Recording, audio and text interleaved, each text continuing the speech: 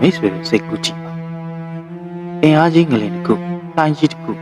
မြို့တွေစီကိုတည်လာစက္ကန့်ပိုင်းအတွင်းမြို့ကြီးတွေပျောက်ကွယ်သွားခဲ့ဒါပေမဲ့အဲ့ဒီနောက်မှာဖြစ်လာပိုးပြီးကြောက်စရာကောင်းပြစ်စစ်ထုတ်ပေးနေတဲ့နျူကလ িয়ার စက်ရုံတစ်ခုဟာမမြင်ရတဲ့အနေအထားဖြစ်ပြောင်းလဲသွားခဲ့ဒါဟာ2017ဂျပန်မှာတကယ်ဖြစ်ခဲ့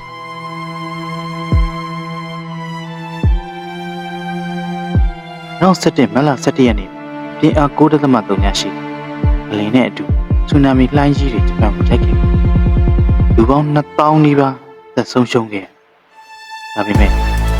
ပန်းရိုးကဖူကူရှီမာနျူကလ িয়ার စက်ရုံမှာတော့အေးဘေးစနစ်တွေပျက်စီးပြီး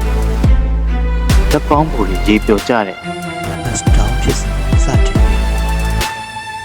ပောက်ကွဲတန်တွေမရှိပေမဲ့အလွန်အန္တရာယ်ရှိတဲ့ဓာတ်ရောင်ကြီး